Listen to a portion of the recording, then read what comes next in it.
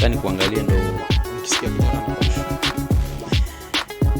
Hello everybody, welcome to another episode. Actually this is not another episode, it's a continuation of our previous episode. Najua tulikuwa tumefika pale Mashujaa. Tulikuwa shapiga like najua tumebonga sana story ya basically kitu li happen huko Kwale. Tumetoka kwa unajua Ngware? Ngware nani? Sasa kitu mimi niliona kwa Mashujaa hiyo ya Kwale ni Ngware. Ngware. Labda Kware. Ngware ni kanaitangwa nini? Kanini? Ngware ni porcupine. Is it porcupine? No, not porcupine. Ngware ni? Gakware. Nini? Sijui but ni matusi. I think for a bird. It's not a matusi. It's name of an animal. These animals zinaingia kwa ground. Mimi najuanga ni bird. Gakware. Kuna porcupine and then this other one squirrel. No, Gakware. Okay. We'll check later. But it's one of those when zenye zinaingia kwa ground. So basically it's something that gets dirty. Oh. So your girl gonna I'm sorry to say. Acha nirudishe tu kule kwa director. Juu acha tu mnirudishie then tuendelee tu na story juu. Kware. Sababu ni dadi.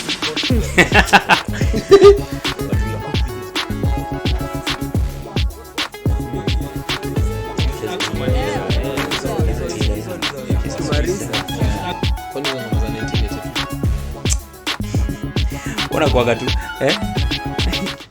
ati ngoma za Dirty Diana hizo ni dancehall the time. So yeah. So tumetoka Kwale. Hey. So but is it automatic kama tulitoka from raising issues about Kware kama kufanya Mashujaa Kwale.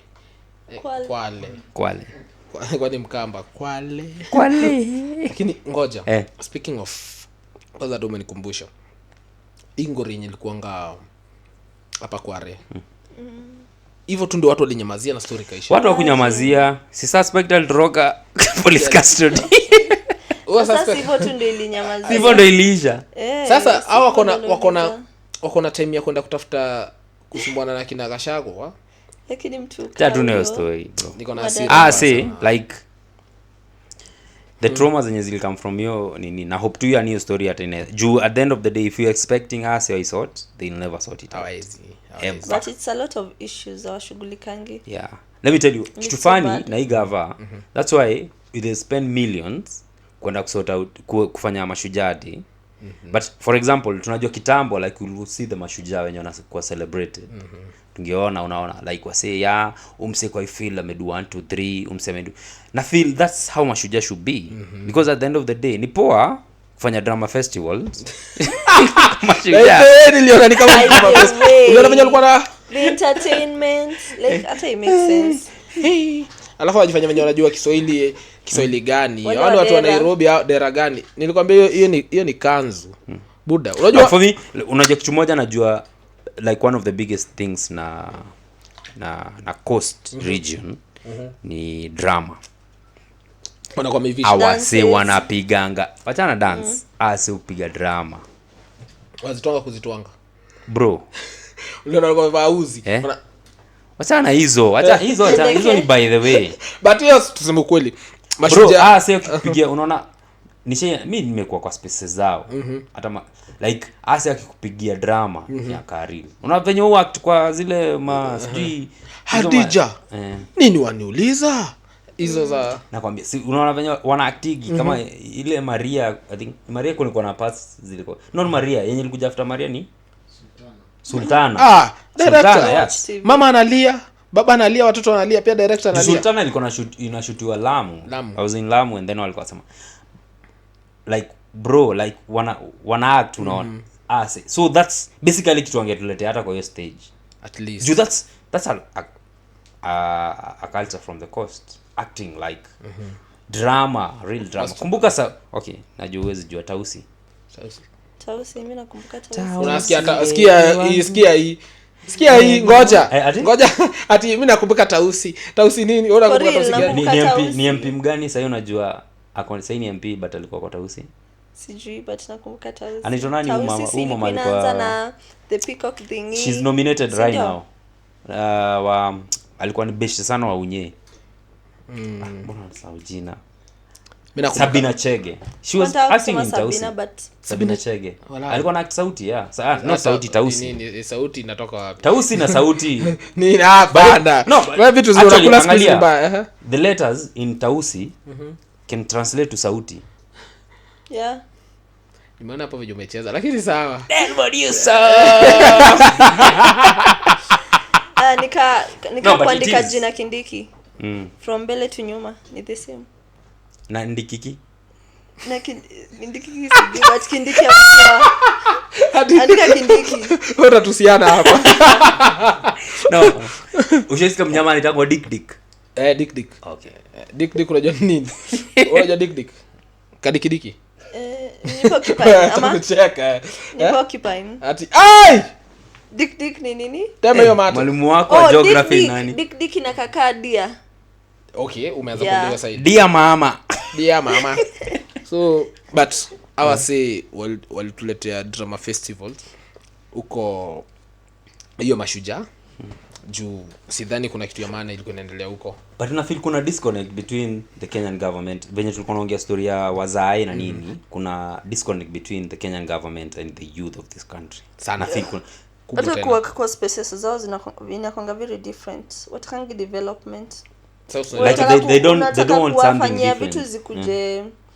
digital like in a technological manner but wao wanataka kustick maybe to papers unapata maybe you want transfer things zikuje zikue like from the machine like you can access everything from your laptop nini digital but wao wanataka the papers still sasa papers hapo ndio wana forge vitu because wanakuambia the only way like unajua kuiba kwa digital ni hard sana tricky and it's very easy for it to be traced and everything nika wala say like you know why money criminal will always prefer using money like cash like pesa notes ku transact with but not like the electronic kind of money and pesa or because get like okay I don't know but sijama mlisikiaga the reason why unye aliamua kuchange the Kenyan currency okay kuna mtu alikuwa amebado sana alikuwa ameka in Kenyan currency so ikabidi amechange actually there's so many people who got rich because of that because then these people who are keeping all this money ilibidi wapeane so anakuja na manu niaze do hivi nakupea hii 100 million mimi nataka tu unirudishe ikiwa 70 million in the denomination is nini so unaenda nini una invest mahali hata mtaani by the way kuna msali niambia like mtaani kuna watu walijenga manyumba kadhaa na hiyo do wallahi kulikuwa na deadline ya hizo kwa use by the nakumbukanga shit una realize hiyo time wase wengi sana walijenga nyumba za mawe na mbona sikupata wase wenye walikuwa napeana do bro but mimi najua mmoja wasi mwizi enough ina come back pia wewe so says an Arsenal fan thank you but unajua that's basically unaona and pia ilijamisha wengi sana because you know the only way you can be able to hide money if it's in cash juki yaka kwa wezi ficha money nakwambia kasa hii like the accounts that we even being told to update for all the kind of stuff because we're like kuna pesa inaingia and we wanna know where the money is coming from we need all no sahi wezi deposit over $1 million shillings without having an invoice or an agreement of where the money is coming from inakuwa tricky lakini sasa uzuri mimi sijapata hiyo pesa hiyo ni sheria ile kwa time ya unye because ya money laundering wanaosha pesa kuosha like uwezi sahi for example msee Amweni Aje nataka kukupea 1M hiyo do ikihitivu kwa account yako utapigwa na bank wakwambia ni aje kuna do watakuita kwa bank watakwambia tu kuna do inakam kwa account yako ile kitu iko ni send us the necessary documentation to show that there is business relationship between you and this person. Na nikisema tu ni gift. Hakunanga kitu kama gift baba. You have to prove. Unajua ni kwa nini? Kumbuka ile dema gift ongana mzungu wake. Kumbuka hiyo do yote ilienda. Hiyo do silichukuliwa yote. Akurudishiwa. Alikuja karudishiwa. Win court case. Lakini pia wako na vitu za kishebedu. Sasa mimi because unajua ni story ya money laundering. Nikipata mama wangu mzee Mjamani ananiambia ataniweka vizuri. Atumia pesa kidogo. It has to show what is your relation. Like the ile kitu uta have to prove. Now it's a burden of proof. To prove what is your relation. Unaka udem na uchali. Story za money laundering na all kind of stuff zili bring you because she had to prove what is your relationship with this person. So unaenda na kitu ya kwanza alikuwa ni girlfriend, si wife. And then lazima umseoneshane, yes, this money where are you getting from? You get. So because allegations zilikuwa zime throw you all over money laundering and everything. Kwanza yote stories za money laundering zilikuwa mob. Zilikuwa juu. Anyway, acha. So iko tu hivyo. So let's come back to now. Tuko naongelea tausi. Ngware na kakware. Tunaongelea Sabina Shere. Yeah, but ndo tunasema like basically like isko Mashujaa tungetaka kuona like unakumbuka kitambo tukihave vitimbi. Vitimbi mzee. Wakikam like awesome. It was nice seeing them on stage after being watching them on TV like for the longest. Ilikuwa fun. At least hizo vitu naongetulete hiyo grau. Ulisema ni grau imetumika. No, it's a new one. Niliona kilonchiwa. Sema hiyo ni grau ililonchiwa. Hebu kama hujaona hiyo grau, bado utafute hiyo grau. Hiyo grau ni tricky sana. Okay, like doesn't make sense. Ile trick by the way watu wamesema the only viti ni color red. Color red ama ni viti za plastic ziliekwa. Hakuna viti za color red. Hiyo grau ina viti. Naweza tamani kujua budget ilitumika kwa hiyo nini. Hiyo wamejaribu kuficha. Unajua sasa unajua watu wako ni nakumbuka. So was it not last year? Ilikuwa ni holiday gani nakujanga not May. Ya May, Labor Day nakujanga May 1st hiyo. Kuna which other holiday inakujanga ile yenye ilifanya Bungoma ilikuwa? Mimi hata nufuatilizo vitu za Bungoma. Ilikuwa Madaraka Day ama? Madaraka Day ndio ilikuwa Bungoma, si ndio? Madaraka Day sino kujanga June something. Ni Madaraka Day. So wali spend 600 million. 600 million. Madaraka Day. Ile yenye fanya Bungoma. Ngoja 600 million. Buda. Si tukosange tu kuzihost juu sasa. Sasa hiyo pesa si wangepea watu hata wajenge hiyo basi hizo boma zao. Exactly. No, but like ama tu sasa tumekuwa hizo events zinaweza fanywa na Zoom meeting. Tunaweza ingia. Nilikuwa nafikiria the same. Wakati tu state house. Watu weke. But unajua fani unaona live na ni hivyo. Una kama hizo countries za majuu. Most of the time hizi event azifanyagwi na government spending it. So unapatanga like private nini. Like wase, unajua kitu moja is don't choke, usiforce vitu down our throat. Let's own it. True. Niko sure kama wa Kenya, wacha nikwambie even Kenyan artists kama wangekuwa na own easy celebrations, watakuja perform for free. Si wango true. Juu tuna celebrate uhuru wetu. Lakini sasa watu wana celebrate nini? Because gava like to a point like we don't even feel ni kama tuko na freedom. Angalia base kama Tanzania wakiwa ndizo events. Unapatanga hao wasanii kama kina Diamond nani wanaenda huko na wanasema hiyo tu manzi sijui hao inajitangaje hiyo hizo zao but unapata study unaona like because people wana relate unaona and that's hiyo ni culture ilikuwa way before but saa hii like na feel from the last government tukikam now to this government watu wameanza ku lose meaning hizi stuff watu wameanza ku lose meaning ya zimekuwa mingi. Hata sidani ni mingi but hazina meaning because unaona uweze tuambia tuko na madaraka but you don't feel it. Si uongo bro. True. Jumena kumbuka time ya madaraka ndio the same na utamaduni. No. Piga sip. Hebu acha nikunywe hiki kitu si. Unataka sip? Juu sasa wewe. So madaraka, okay, wacha tumfunze. Madaraka is the day that we got independence. No. Jamhuri. Jamhuri is when you got independence. Madaraka is when you become self-rule. So Jamhuri is when mzungu alisema sawa Kenya ni yenu, but still they had the grip. So the Kenyan president was a prime minister, not a president. So the country was still under the queen. So then madaraka is when now we got self rule. So ile sasa ilikuwa now the head of state is the president. Like you can rule yourself. Yeah, so we don't have to ask for permission to do stuff from the queen. Okay. So that is 1963 was Jamhuri, 1964 was madaraka.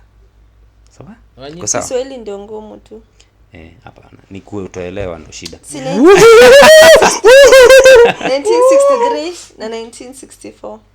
A year later that's when we got madaraka. Sasa so basically that's independence and self rule.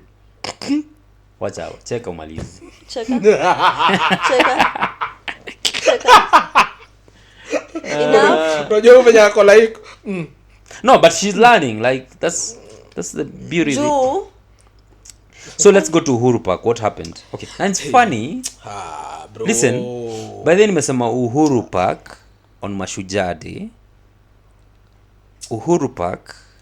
Jina yenyewe. Yeah. Why change to No nasema it's Uhuru like Yeah. It's unajua free, like kuna sijama mmeona hiyo nini hiyo caption like it's not a caption, it's a news headline. Uhuru akunywa pombe and then picha iko hapo ni ya unye. Hiyo ni NTV ama kuna NTV wanakuanga hivyo. nani huyo mwenye uandika hizo nini? Ilikuwa ni Mark Masai before. Mark Masai lakini alitoka. Mark Masai alikuwa na mbaya. Alikuwa anapiga hivyo mamisamiati ina trend.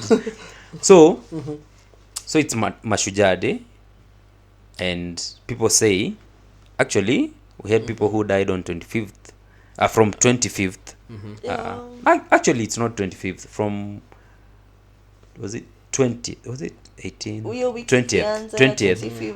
The first time we had someone dying was on the 20th or 20th of June this year. I'm talking about ni nani yo? no Rex died alikufa 20th. because that's on what was on that, was it Thursday?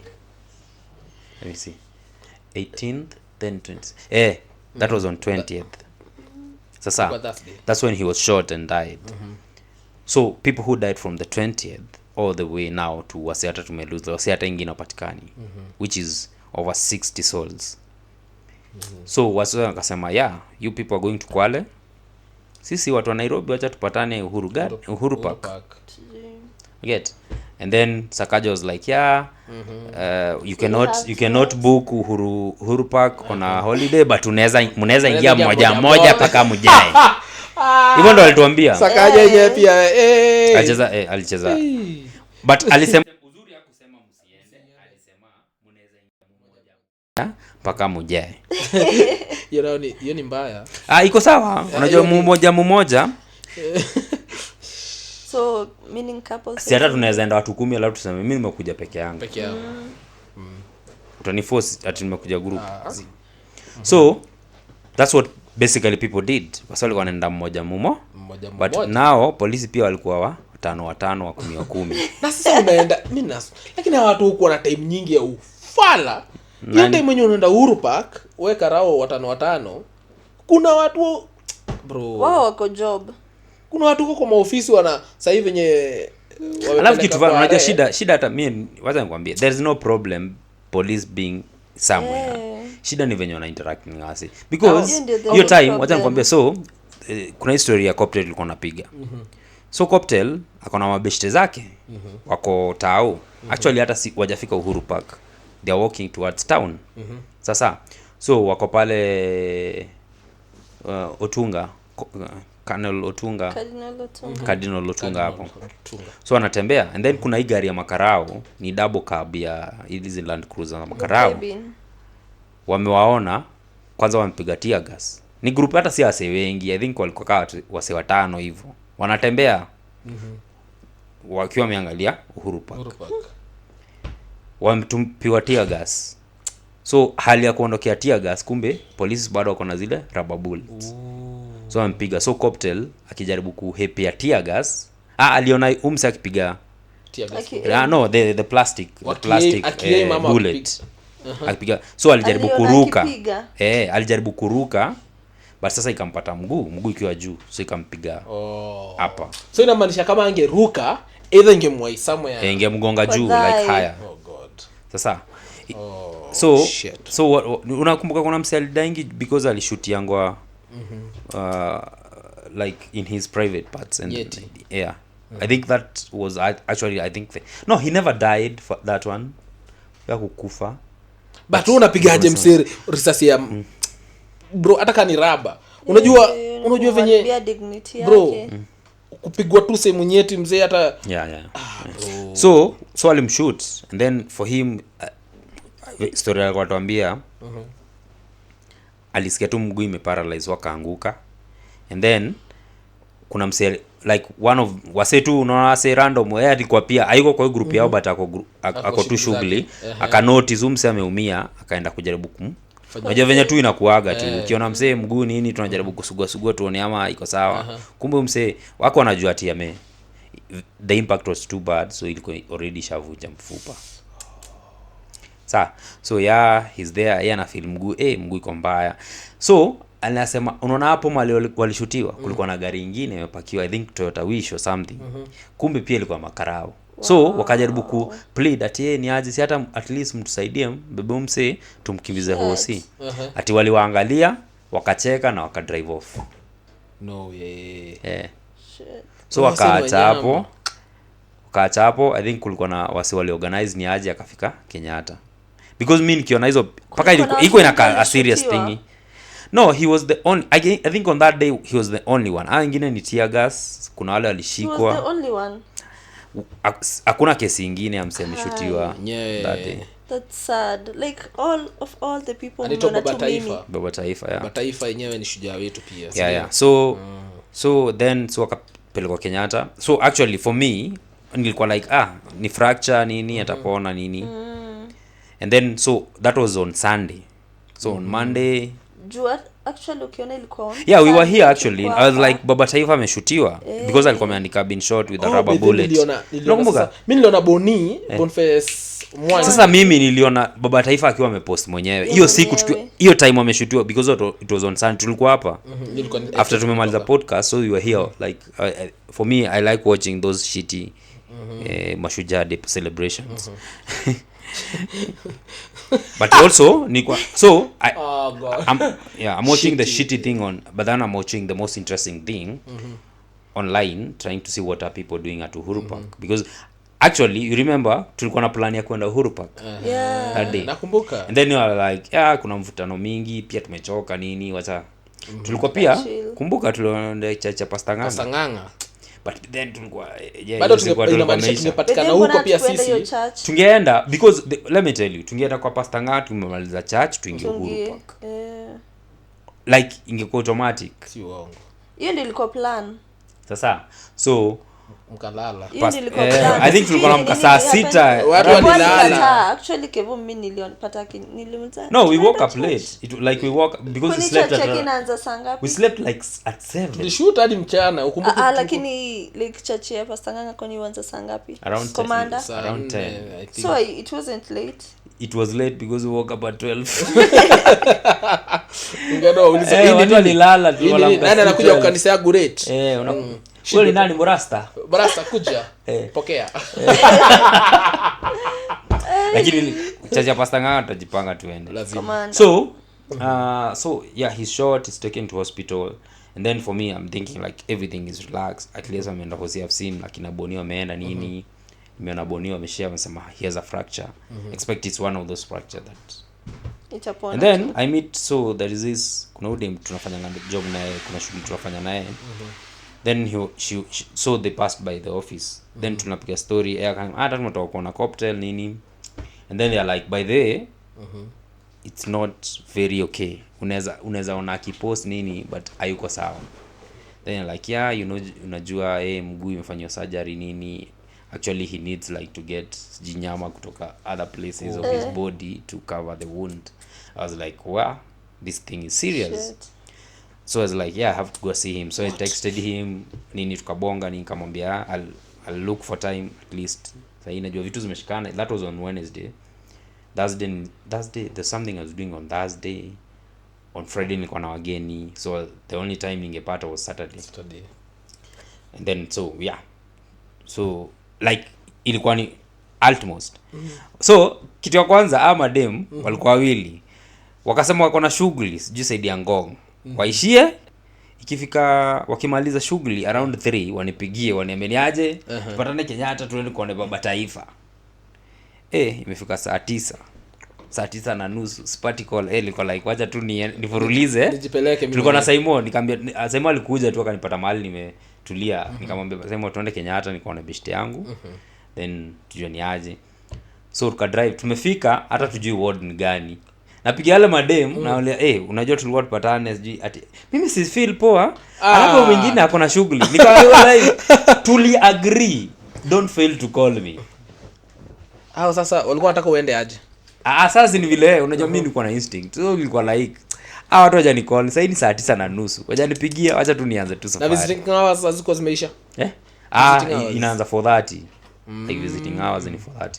So nikaenda tukaingia nini. Kwanza ule mwenye nilipigia kwanza akanipia the wrong word. So ananiambia 6A room 1. Sikuwa nataka, unajua saa nyingine niko na feel anaweza kuwa na wageni, anaweza kuwa yuko sawa kabisa. So nataka tu iko nikaa surprise. Tukaenda 6A, tunatafuta 6A room 1 hayuko.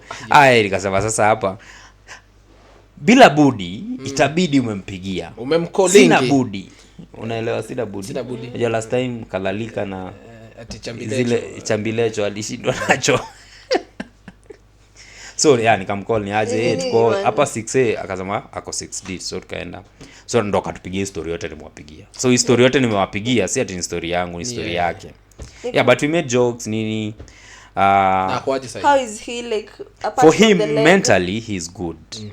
The only problem is that apart from the leg, physically he's good. The only place I'll go on mguu, but unfortunately like mguu iko mbaya, like he has to take some time to heal, like lazima uwe too patient.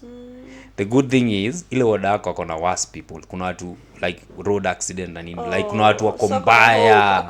So una get, so it's just like kitu poa. Mimi hakuna haja nikwambie, hakuna kitu ninapenda kasi yako positive. Kitu tunapenda Azee Coptel, if you're watching this, I appreciate that you're hopeful. We actually made like the whole time tulikuwa hapo tulikuwa tunacheka, tulikuwa tuna make jokes nini the whole time, like tukatuingia hapo nilikuwa sober by the way. So but we were making jokes to a point mpaka Simon uko sawa, niko like boda au kupitia ndo vibe ukupitia lab ukafanya titration kidogo. methanol nini ningetaka sana. Lakini kitu kingine pia watu ukienda Kenyatta acha nikungangania kuingia kwa lift bana, si matatu. Sasa shida inakuwa mtu anaenda tu hapa, mtu anaenda hapa panda stairs. Bro, wewe umejaza mpaka mlango ezijifunga.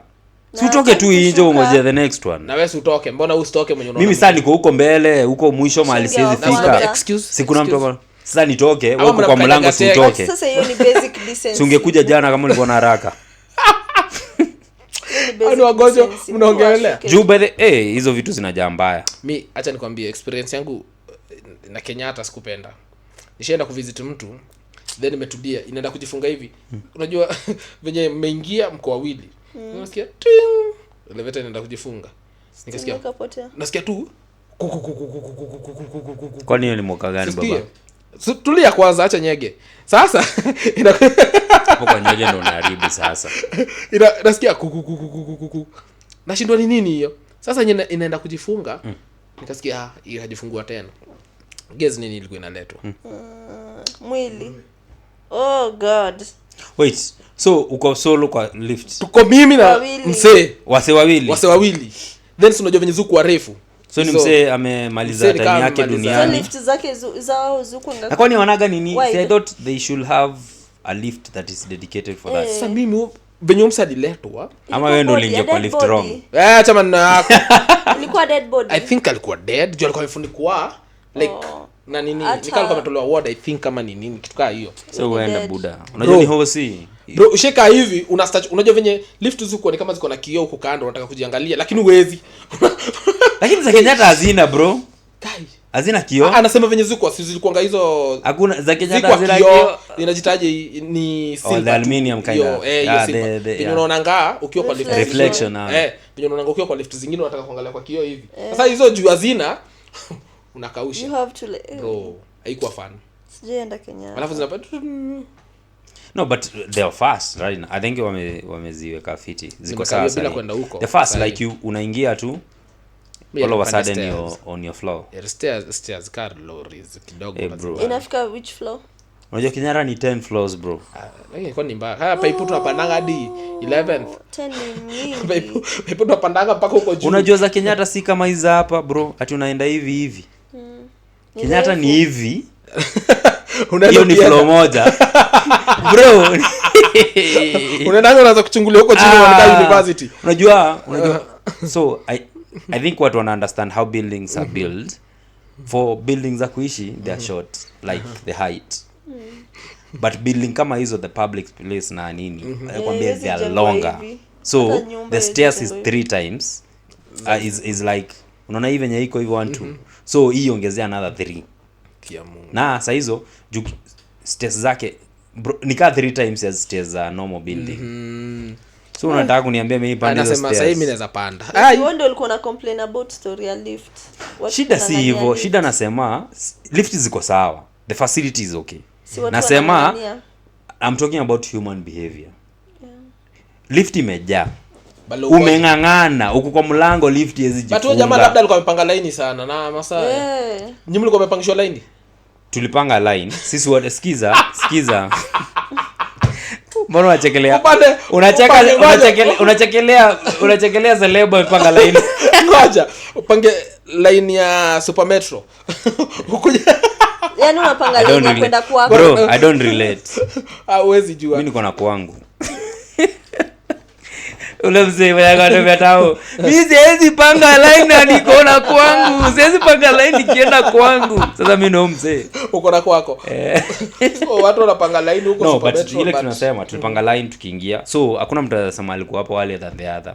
Juu sisi wote tulikuwa kwa line. Ni angetolewa. Kwani wewe soja alitoka ibidi ametoka. Juu ingejifunga. Kwanza mmadha kwa hapo. Alafu sasa alisema, "Sasa tuko wawili toka pia na mimi." Wakatoka. So yeah, it becomes even lighter. Hadi tuko wawili. Sisi toka. No, but yeye so best yako ako ndani, lakini sasa huwezi muacha. Unajua bado kuna kwa ile fia kupotea. Nika kushuka mat, alafu mmoja ameshuka alafu bado mwingine hajashuka. Unasikia kurudia gari bila. Ushapata wale makonda yenye wanakataa. Hapana, ni wewe peke yako alafu niacha. Ati tutashinda. Kuna manzi yako manzi ameenda. Guys, mimi nakwambia hapo ndo unachukua boda umefuata hii. Stage next atashukia hapo. Na tena makanga anamwambia hapana si hapa acha twende tutarudi na wewe. Tunakupitisha. Twende tu stage tutarudi na wewe. So mnazungukana. Awe kuisha wewe. Wewe hiyo kitoweo itabidi unataka. So basically hiyo ndo story ya Azee Coptel and I know it's very unfortunate. I don't know why governor feel that the only people who should host Mashujaa Day. Yao. Maget. Kama Kevo ni shujaa wetu. Na udoze. Yeah, anapenda kudoze. Baya sana. Na ni shujaa wetu sana. Kishaona mtu ametoa shati. Chana Huwezi jua. Huwezi elewa. So, ndo nauliza why should the government have a monopoly? Oops. YouTube a monopoly to celebrate Mashujaa. Oh shit. Nini? Why should the government have a monopoly? Mbona okay, I think this is something that people have to start thinking. Mbona gava peke yao ndo wanafaa host Mashujaa Day celebrations? Your country ni yetu literally, but like wao ndo wana govern. Na tukiweka kwa bar. Si wao ndo wana govern kwa mabar. No, but no unauliza because wanasema ngati if you not hold a function. Unajua hiyo keg bar. By then nataka understand, maybe a lawyer can explain or someone who understands the constitution better. Is there where a constitution says that public holidays should only be state functions? siko sure ama kuna wadi nasema nataka tu ni understand but it's very important kama kuna wakili I get because I don't understand why Mashujaa Day should be for Kenyans. Yeah, ndo nasema like napeana hiyo scenario. Okay, the Ruto and his whole other government walikuwa Kwale. Sasa ndo maana mahoteli zilikuwa zimejaa. Wamebeba watu na mabasi. Hiyo patu usisahau. Wamebeba watu na mabasi. Mahoteli zikajaa ikabidi polisi walale kwa domo.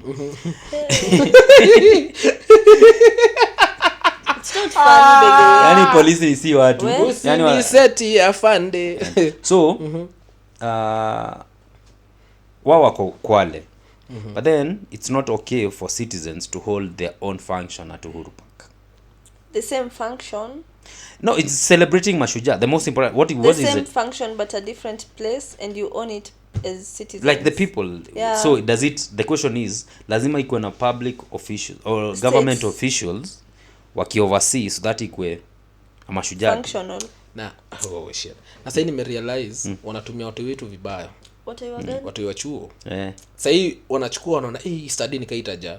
Tumeharibu. Wanaenda watu wa chuo wanawapiga t-shirt zao za green, za white, za red. Wow. Unaelewa? Za black. Then wanachukua wanaweka kwa mabasi, wanaenda unajua watu wakichukuliwa waseme kila chuo watu kama 200 waweke kwa basi. Wapigwe mkate na maziwa. Wapigwe mkate na maziwa. Huyo mtu yeye anataka kwenda huko. Yeye ajui nini nampeleka huko. Mwalimu kuna hiyo excitement ya trip. Nimeenda trip. Unaelewa? Anaenda napangwa kwa viti vizuri. Unaona study imejaa. Hiyo study hiyo side imejaa. Alafu wanapitisha tu kamera hivi. Mwenye mnaona t-shirt. Mnaona t-shirt ya Kenya. Kumbe watu but wewe kwambia there was a time what people were proud going for the national like watu walikuwa wanapenda kuona hizo mandege zikipita, wanapenda kuona wasi perform. Mimi nilikuwa naenda juu yao watu wakimarch. Wanaona polisi wakimarch. Hiyo band ya police. But nowadays is never exciting actually. Sasa hata ina raha. Sasa ina raha. Unaenda huko unaangalia hivi unasikia. No, na feel Kenya sijua mani mimi peke yangu but na feel patriotism imerudi down sana like people are not patriotic na unfortunately si wasee wamefanya wasikue patriotic. Gava imeendelea ku do things that Gava like let me just talk our leaders wamefanya that we don't feel patriotic. Kuna place nilikuwa nikuuliza wasee sasa hivi wewe nikuulize ukaget opportunity ya get out of this country out will you even hesitate? Mimi nakwambia mbio hata naweza toka.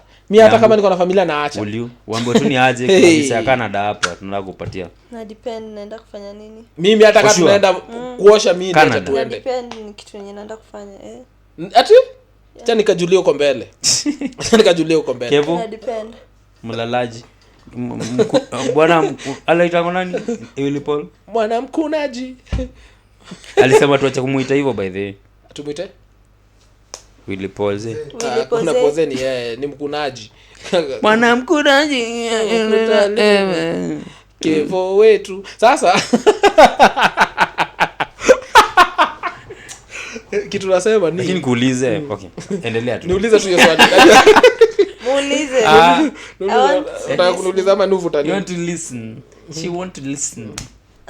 You want to do what? Listen. So Kevo. Unajua Kevo Youth? Kevo Youth namjua. Ule dance artist ule wa gospel. Very nice endelea. Wako na ufala lakini. Wako na ujinga. Wacha tutoke tu kwa story ya Kevo Youth. Tuko tunaongelea story ya like venye mambo ya story na Gava. So kitu najua niko nakwambia ungeenda place kama hizo stories za Mashujaa nini hizo event ulikuwa na raha ya kwenda huko ukisikia kitambo. Unaenda hapo unasikia jamaa anakuambia Mheshimiwa Rais kikosi kilichopita cha kwanza kinaongozwa na lieutenant. Unasikia unaona amepita kwanza unajua kuna venye upita alafu unaona amekaza hadi unaweza kuangalia nice performance yao ni sasa unashindwa uangalie mbele lakini amekanyaga tu unaona unasikia raha unaona wase wa banda sasa hii Mheshimiwa Rais kikosi kinachopita mbele yako ni kikosi wanasiafu kikosi kinachotumika vibaya hivyo jamaa anavyokuwa anasema hivyo wanite uone but unajua kitu fani una imagine kitambo ilikuwa very proud kusema nilienda Mashujaa. Siku hizi iko very embarrassing kusema ulienda kufanya. Hata unaenda kufanya. Wewe ati Mashujaa wewe. Paka kuna watu are you okay? Kuna watu paka ati umesikiza ati huyu jamaa alikuwa anaongea kwa TV unamsikiza. Bro, ni mbaya. Alisema shiri. Shiti Mashujaa. No, but like wacha nikwambie. Let me tell you one part and any I don't care about the speeches actually because they say the same thing kila siku. Mimi hata sikusikiza kitu jamaa alisema. But I can tell you a little bit of some of the performances I saw. For me, I concentrate on that part because new sema the entertainment there part. Are 3 things that defines us as Kenyans. First thing is culture, art and culture. Like anywhere in the world. Waindi nini unawajua hata kwa movie zao? The dramatic. No. Culture seme one thing you know with Indians. Nikisikia Waindi tu ni hizo Inaitwa Aje hizo ma event zao za kurusha rangi hizo sijui zinaitwa. But ni nini watu wanasemanga hawezi kosa kufanya hata kwa movie zao? Kudance. Exactly. Like lazima waimbe kwa movie zao. Like that is a signature thing that to them always see. Utapata na hizo lazima kwa hizo movie pia utapata kuna hizo event. Kwa hiyo tu hizo they have like very exciting kind of kuna color, kuna hizo inaitwa festival of colors. Na get like unaona kuna hizo na kudance. Those are 2 things that stand out. Sasa so that is one thing. Sasa tumekuwa hapa TikTok kuna hiyo ngoma ya Kikuyu na trend sasa hivi. Yo. Get Unaijua ile warakara ambao kuna washuka ne dali kwa something like that. Una get like sijajua right now. Yesterday let me tell you, jana nilikuwa nimekaa mahali. Let me tell you, I have not been enjoying Mugithi nights. Like it's not something that I'm nafikiria but jana nilikaa mahali, then I was scrolling on TikTok and watching those boys. Kuna wamo boy wanaitwa something I can't remember the name. Wakidance like wana trend wakidance hizo ngoma. Actually hata Femi One ame freestyle kwa hiyo beat. I was listening to a thing like I was like I should get to the studio bana I beat bana I drop something bana haraka ya Mugithi teke una get. So that's the beauty of art and music. Despite maybe unaona sasa paka niko like paka kuna msanii niko naambia na feel tu the next Mugithi night niende na nikae tu nisema hata sitaki kudance nataka tu nikae nisikize hasa wakiperform. Iko 20 najua kuna Mugithi night like the huge one that with all these artists. That's something I want to do. Na get jua nini, that's the influence that comes with it. That's why I want to go to Kamba night. That's why I want to go to Luan. Bro. Nile kina nani ule Tom Daktari. Hapana. Unajua ni kama for example, you remember we hosted Maima. Kuna na hiyo ya Tom Daktari. You remember? Na unakumbuka so Tangwa Kamba something. Wachana Kamba na Kamba. Kama comedy. Wachana. No, there is the Kamba night that it already happened. Like you dance, you just dance. Sasa hiyo yuko ya msanii kama mwenye mlikuwa mmehost kina Maima. Basically it's celebrating Kamba art. Wacha niseme art culture. Uko ngoma tunaanza. So what I'm trying to say, art is very important sana. Sasa that's one thing. The other thing is what is one thing that people will not come to Kenya and see? Our tourism. Like it's iconic. Sasa that's why it pains me right now. Unajua with the world tourism nini? Unajua which country ilitushinda? Tumekuwa tukichukua hizi awards over the years. Tanzania is beating us right now. Jufala nini? So nikuulize, nitaona the same animals nikienda Serengeti. Nitaona the same animal nikikuja Masai Mara and then you're charging me 3 times. Wana hike prices. So who will come to Masai Mara na Serengeti kwa hapa next door? Imekupakanishwa ni border tu. Alafu kitu moja wacha nikwambie, the tricky thing is unaona Masai Mara na Serengeti. Ukiingilia Serengeti you'll still see the wild beast migration. Na get having come from hakuna mtu atakuzuia to watch that. The same way watu wa Masai Mara watch because it's animal migrating from Tanzania coming to Kenya. So the movement is just So there. at the end of the day, you won't cartel people, not get. So why should I pay, let's say nilipe maybe let's say $1,000 while naweza enda Serengeti nilipe $400? Sinakimbia teke unaget. So that's why saa ingine nifikiria hata wase wanaleta hizi policy like, are you trying to push people away ama Aju nakumbuka when I was young, ujue watu wako na vichwa mbaya. Nikiwa young nilikuwa naonanga game za Kenya zikionyeshwa kwa Super Sport, tuko na watch. Sasa unazionanga kwa Super Sport bro. Did you so on my other podcast talk with Nelmo, Tuliongea. do you know what happened? Sijuangi nini ilifanyikanga. Sahi elections na come in December. Nimesikia story ya elections za FKF. So it's just simple thing that to like this the Nick Mwendwa angeelewana na wase wa Super Sport because for him he brought no ilikuwa Nyamoya that time. Of course kuna vitu zilikuwa zina work, but then when he came he could even not agree because basically reason hizo games zilikuwa naletwa, kulikuwa na FKL football Kenya football league gani no ilikuwa KPL, Kenya Premier League. It was a company. Sasa but sasa wase wengine walikuwa kwa hiyo company kama Bomumlo Munro wa Maisa alikuwa like he was one of the directors kwa hiyo company. Na Nick Mwendwa hakuwa anapenda huyo msee, niseme tu hivyo, because ya differences huko. So he killed this KPL, walikataa kwa juu the licensing body in Kenya ni FKF, Kenya Football Federation, which is recognized by FIFA. So any company operating football kinda nini it has to get an accreditation from FKF. Alikataa kuwapea, and then it was hard then waka disagree basically. Sai Kenya FKF league yenye iko sahi wakakosa kuagree on how money, because ukidistribute content yangu for example if I'm a footballer or football club ukitushow kwa TV also their money that is supposed to come to us. Sasa hiyo ndio kitu wali disagree. Super Sport wakasema we don't want to get into a deal with you, we pull out. God. Sasa that's why and that's why right now, because me and you and Nyambura we don't have right to even like vote in that space. Even Kevin unaweza vote kwa FKF Uwezi. Lakini unaweza vote kwa camera. Na unaweza vote kwa camera. Una get? So but we already have different candidates. Actually there is a debate. When is it coming? Nilikuwa nasikiza jana. Ili happen jana? Ina hostiwa na Radio Africa. Sam Nyamoya, there is. So Nick Mwendwa, because time yake imeisha, you know what he does?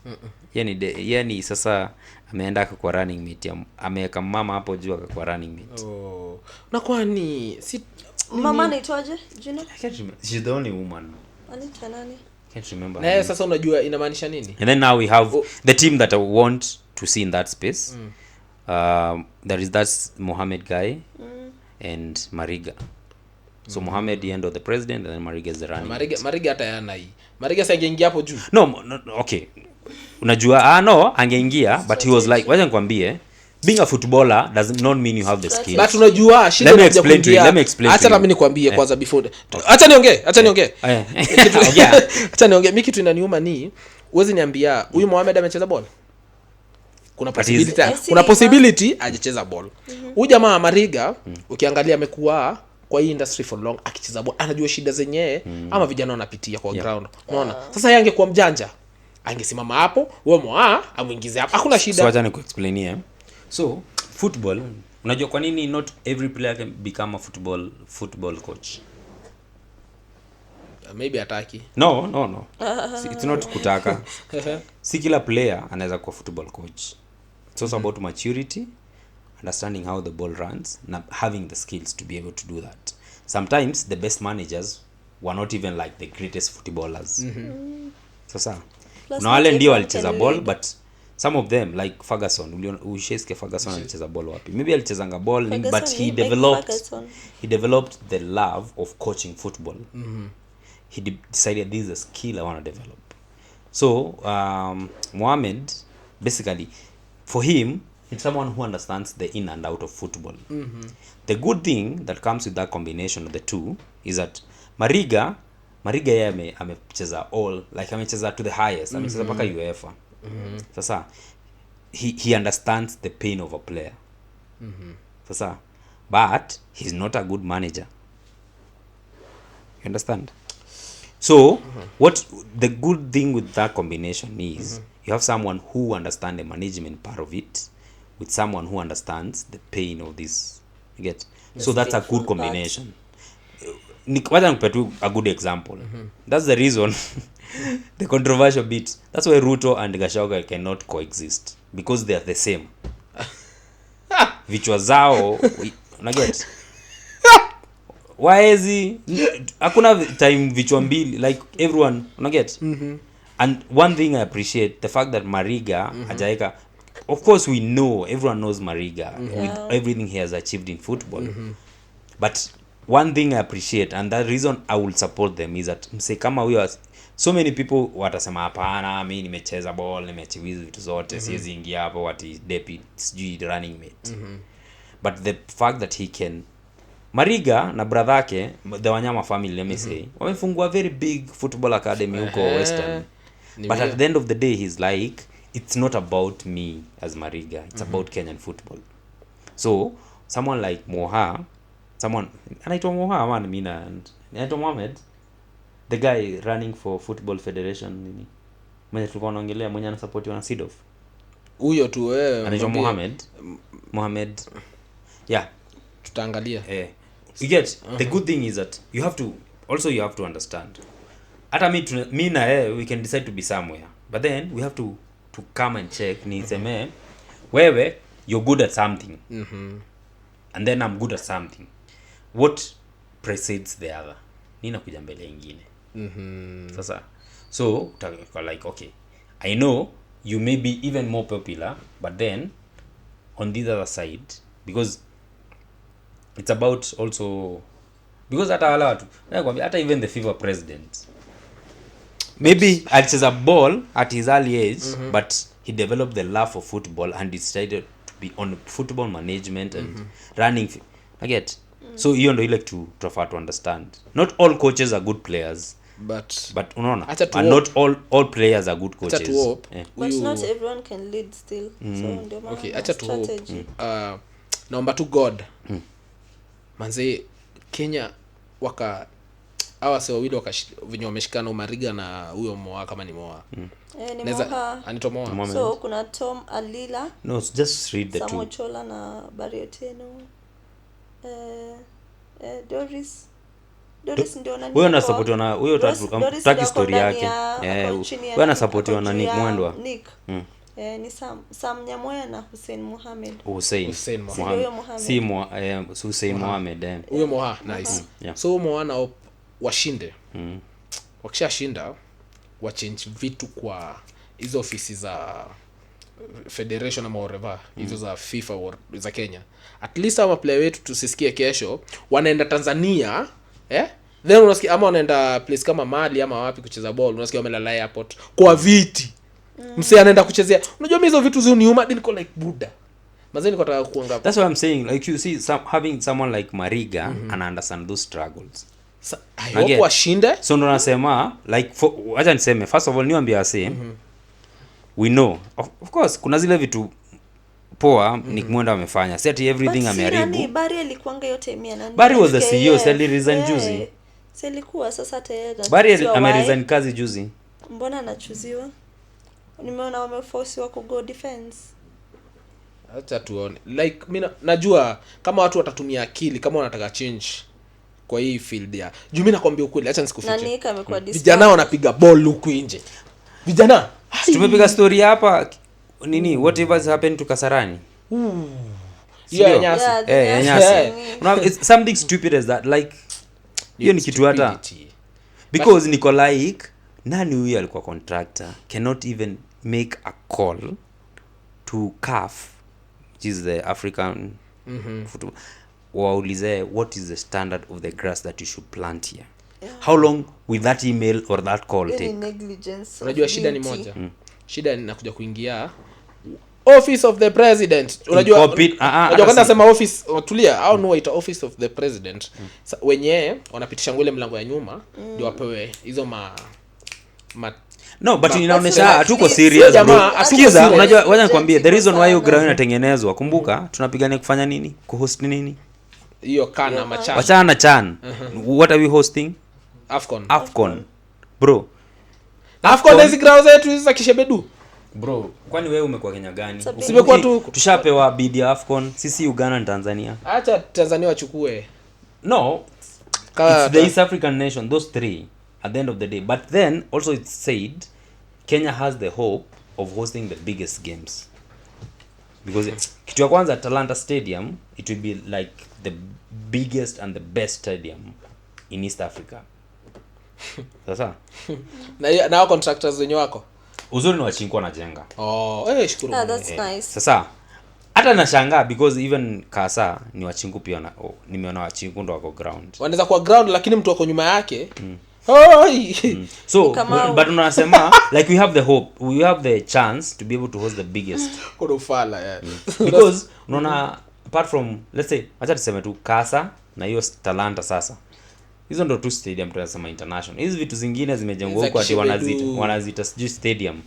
Hata ile peleke Inaitwa Aje. Nasikiza debate nyingine ati Harambee Starlets ama ni wao ndio wamekuwa the first ndio imekuwa like wao ndio wamekuwa the first team kucheza kwa World Cup. Yeah, of course. Walicheza si madem. So wametolewa tu juzi kwa stages na but they beat Mexico, which is a very good team. I think they beat wali beat am wali draw na nini na England. Hata sijajua. No, but they like okay, right now we have our under 20 team going to Afcon. Wame qualify kwenda Afcon. So it means we have the potential. So inamaanisha the players are doing their job. Wale watu do job yao ni nani? Watu wako ofisi. Wanapima watu ushebedu. Sasa wase kitu ina happen. Na ni washinde wenye wanashinda akina Mariga, waingie kwa ofe. Kama najua sometimes unasikianga watu walitoka wakatoka na pesa zote ama wakatoka na nini. Unajua ofisi ni ile watu wataiba. Clear kila kitu. Waacha waibe tu ile. Waacha waibe ile. Unaona hiyo yenye waibe tu ile iko. But sasa let's because it's 4 years bro. Unajua ile kitu iko hii regime kwa sahi watu washachoka nayo. So watoke tu we get to another regime that we can trust and unaona because like football Kenyan football had so much potential like, unaona budangu ananiambia aya so 90s in 90s akiwa myang tu huko wasio walikuwa wanacheza mpira Katalunya ilikuwa inagongwa saa hii ushaisikia coach Kenya alikuwa anaitwa Fabish? Sikumbuki hata nishaisikia jina kama ulikuwa mdogo. No umeprove sana wewe ni mzee. Na si mimi ni mzee, si uongo. Mbona mzee ni wewe? It's so funny that people who sit on that chair every time wananiita mzee. Even the president wewe ndio umeprove sana. Umeshinda kumwambia. No, but unajua kama ujifa, wewe unajua Fabish? Because uko na watch ball, wewe unajua Fabish? Simjui lakini uko na watch ball. He's our first coach to take us to Afcon. Ngoja, Afcon gani? Okay. Bro, Fabish alipelekanga ilikuwa Afcon ya before Mulei. Mulei was the first actual Kenyan coach. Mulei ni Peter Mulei. Mulei yule mwenye achekanga huko kwa Ghost na Mulei. Huyo. Mwenye achekanga kwa jamaa. Tangu Mulei. Mulei. Sijasema Mulei. Ghost Mulei. Gidi na Ghost. Huyo. I know. Sasa nisikia wa make money. Channel story. Twende kwa story ya Fabish. So Fabish, was he French or German? I think German. He was German. Fabish was a German coach. Huyo ndo mtu like apeleka Kenyan team kwa Afcon. Na kulipo kwani? Okay. kumekuwa kuna possibility tunakuwa tuna mashida za Kenya. Tuko na coach mzungu, acha nikwambie hawa sio wakiangalia boli ya huku mashinani, acha niseme mashinani, waangalie boli ya mashinani, watatoa player wakali, wataingiza matimu kali. But let me tell you how football works. That's the unfortunate bit. And najua because also footballers should be our mashujaas sana. Najua tunaongelea mashujaa but hadi madem wa recognize. Ndio nasema footballers because mtu ametupeleka AFCON, mtu amepeleka World Cup. Why are they not shujaas? Mimi kwanza kitu hiyo ni uma. Watu wamekimbia huko Kenya. Kitu hiyo ni uma. Ni akina mtu kama mashujaa wetu au shujaa wenye wanajitaka shujaa rugby. Msee unasikia msee kama roaming chef. Like umso unapata Ombachi. Manzo unapata msee kama hao sio wanafaitia Kenya mbaya sana. Kuna time nilikuwa nasikianga stories za msee akiumia, yeye ndo ajipeleka OC. Na medical card. Fuck. Bana sumomia ukifaitia Kenya huko kuja home. Unapokwenda OC unapelekwa zile OC za Kishebedu. Yaani msee unavyo kutolewa hapa uingizwe India mguu itengenezwe.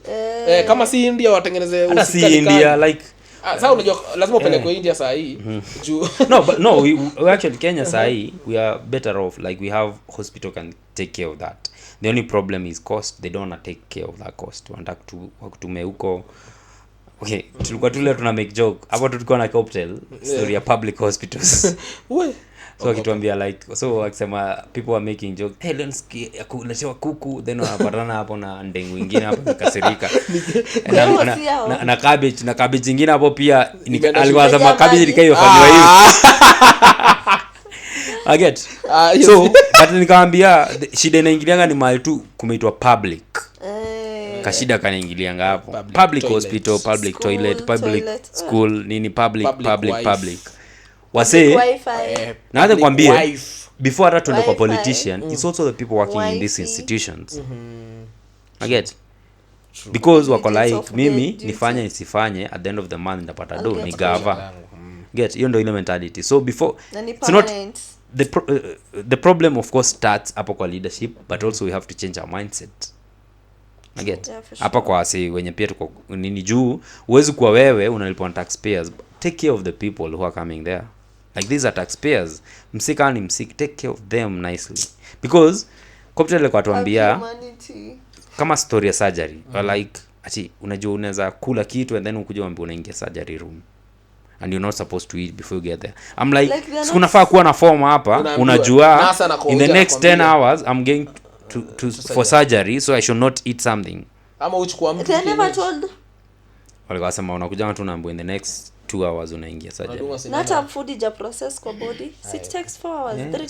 So unavituka hizo like niko like we just have to have the seriousness that is needed in public, because if you make public services working, then services become cheaper because naget if vitu ni efficient kwa public spaces, then it means why do we need private practice sectors? So at the end of the day lazima washukishe bei, all of us will be equal and Kenya will move forward. Shikwa high sense.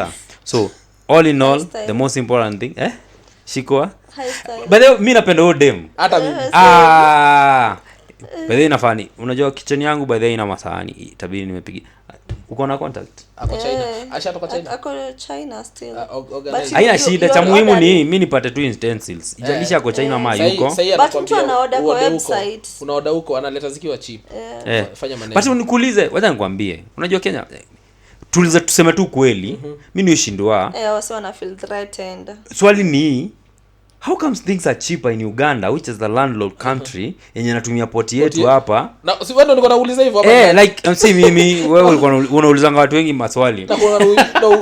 Na hasira nyingi na iga. Lazima niingize kwa story yake.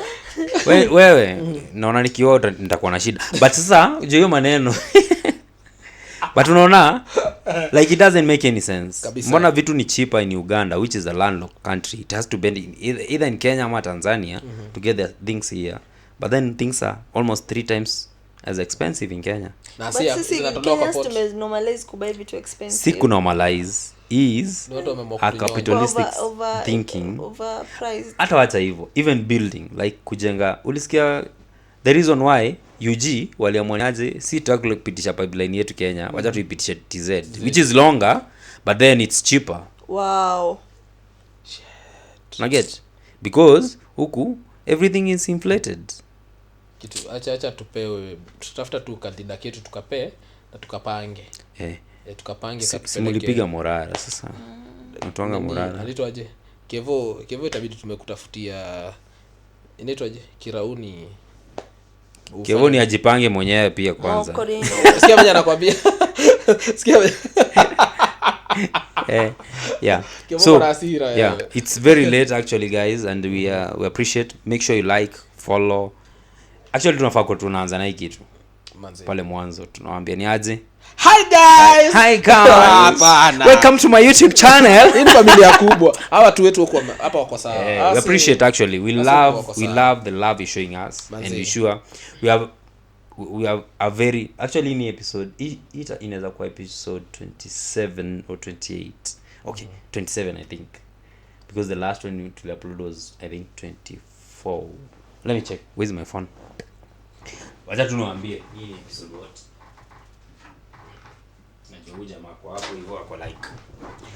Umepitisha masaa. Tawaua. Tamari sasa. Ni ujuma, si mashabiki ndio taumia. Sasa so I want to tell people which how many episodes have we done so far.